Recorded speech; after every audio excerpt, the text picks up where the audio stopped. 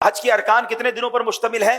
5। पहला कौन सा है? 8, दूसरा 9, तीसरा 10, 11 और 12। ये 5 अय्याम आपने याद रखने हैं। 8 जुल्हिज्जा, 9 जुल्हिज्जा, 10 जुल्हिज्जा, 11 जुल्हिज्जा, 12 जुल्हिज्जा। 8 जुल्हिज्जा का दिन हमने गुजारना है मिना में। वहां पढ़ेंगे 5 नमाजें। 5 नमाजें मिना में पढ़ना सुन्नत है। और पहली नमाज होगी जोहर। पहली कौन सी पढ़ेंगे? फिर असर, फिर मगरिब, अगली इशा और फिर फजर। ये फजर की नमाज हम अदा करेंगे तो ये कौन सी तारीख हो जाएगी? 9 जुल्हिज्जा। शाबाश। अच्छा, 9 जुल्हिज्जा का दिन it's the most important day of हज। यानी अगर आपको कोई कहता है कि हज किस दिन होता है, हज होता है 9 जुल्हिज्जा को। याद रखिएगा, हज का दिन कौन सा है? 9 जुल्हिज्जा। ये वकूफ अरफा, ये हज का रुकने आजम है, द मोस्ट इंपॉर्टेंट रुकन आप कह लें। हज के 3 फराइज हैं, एहराम पहनना, नियत करना और तवाफुज ज़ियारा, लेकिन रुकने आजम है वकूफ अरफा। तो वकूफ अरफा जो है ये मोस्ट इंपॉर्टेंट डे है। 9 जुल्हिज्जा का दिन आपने अरफात में गुजारना है। अच्छा, अब 9 जुल्हिज्जा अरफात में जब आप पहुंचेंगे तो वकूफ अरफा का जो वक्त शुरू होता है, जब जिसको कहें कि अरफात के दिन का वकूफ का वक्त शुरू होता है, जब जोहर का वक्त शुरू होता है ना, तो ये वक्त शुरू हो जाता है। सुभान अल्लाह। जैसे ही जोहर का वक्त शुरू हुआ, जितने लोग अरफात में एहराम की नीयत के साथ मौजूद हैं वो सब के सब हाजी हो जाते हैं। लेकिन अरफात से गुरूब आफताब तक नहीं निकलना। जब तक गुरूब आफताब, मगरिब का टाइम ना हो जाए, आपने अरफात नहीं छोड़ना।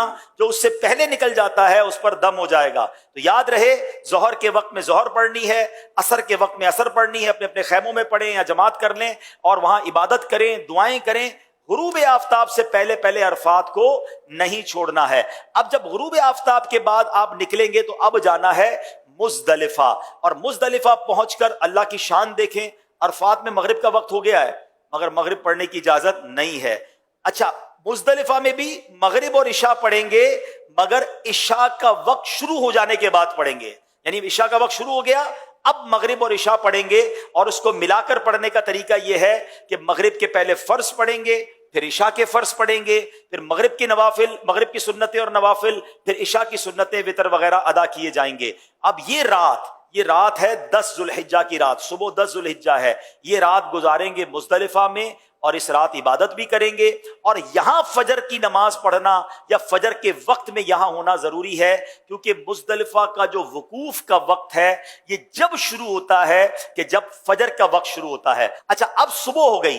ये सुबह कौन सी है? कौन सी तारीख हो गई? 10 जुल्हिज्जा। पाकिस्तान में क्या होता है?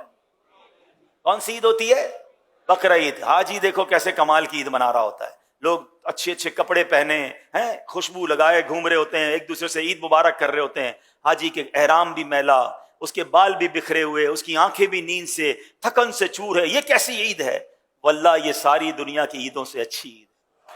हाय हाय, क्योंकि अल्लाह को ये मैला कुचैला हाजी बड़ा पसंद है। आज ईद का दिन है और हाजी को 3 काम करने हैं। 10 जुल्हिज्जा को 3 काम करने हैं और ये तीनों काम एक तरतीब से, सीक्वेंस से करना बड़ा जरूरी है। ठीक है, याद रखिएगा। पहले हाजी ने क्या करना है? रमी करनी है। क्या करना है? इसको रमी करनी है शैतान को कंकरियां मारनी है, बड़े शैतान को। उस दिन एक ही जमरे को, एक ही शैतान को कंकरियां मारनी है, 7 पत्थर मारने हैं। रमी करने के बाद हाजी ने क्या करनी? कुर्बानी। क्या करनी है? अच्छा, रमी कर ली तो कुर्बानी, जो भी करने वाला है उसको बताएंगे मैंने रमी कर ली, वो उसकी कुर्बानी हो जाएगी। कुर्बानी हो गई तो उसके बाद हाजी ने हलक करवाना है या कसर करवाना है, तकसीर करनी है, बाल उतरवाने हैं। अब वो एहराम से फारिग हो गया। जनाबे वाला कितने दिन हुए हैं?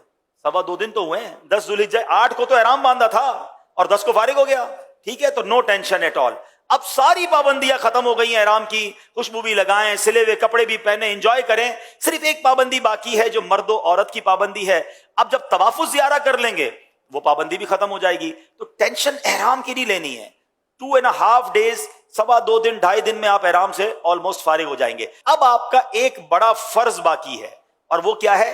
तवाफुज ज़ियारा। तवाफुज ज़ियारा उसका नाम जरूर है मगर चक्कर उसके भी साथ ही हैं। वो नॉर्मल तवाफ की तरह है मगर ये तवाफ ज्यादा इंजॉयबल है कि इस तवाफ में अब आप कपड़े पहने हुए हैं, अब आप एहराम में नहीं हैं, अब आप अपने लिबास के साथ बड़े सुकून से तवाफुज ज़ियारा करेंगे। और फिर एक वाजिब है, वो है हज की सई। तो तवाफुज ज़ियारा और सई आपने करनी है। तवाफुज ज़ियारा का जो टाइम है वो 10 को भी कर सकते हैं, 11 को भी कर सकते हैं, 12 की गुरूब आफताब से पहले पहले करना है। तीसरी ईद को मगरिब की नमाज का वक्त शुरू होने से पहले पहले किसी भी वक्त तवाफ़ुल ज़ियारा किया जा सकता है, ठीक है। और जो सई है, जो तवाफ़ुल ज़ियारा के बाद करने वाली हज की सई है, वो आप कभी भी कर सकते हैं, 12 के बाद भी कर सकते हैं, लेकिन आप बेहतर है कि तवाफ़ुल ज़ियारा के साथ कर लें ताकि एक चीज कंप्लीट हो जाए। अब 11 और 12 ज़ुल्हिज्जा में दो मजीद आपने काम करने हैं। वो क्या करने हैं? आपने जमरात की रमी करनी है और उसमें 3-3 शैतानों को कंकरियां मारनी हैं और हर शैतान को 7-7 कंकरियां मारनी हैं। तो जब 3 शैतानों को 7-7 कंकरियां मारेंगे तो कितनी मारेंगे?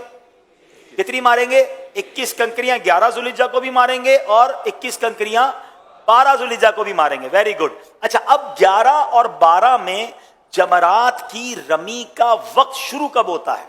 याद रहे, जैसे ही जोहर का वक्त शुरू होता है ना, जमरात की रमी का वक्त भी शुरू हो जाता है। तो जोहर के बाद से लेकर अगले दिन सुबह सादिक तक आप कभी भी रमी कर सकते हैं। चले जनाब, हज के 5 अय्याम पूरे हो गए, अब भी खुद भी याद कर लो, दूसरे हाजियों को भी बताना।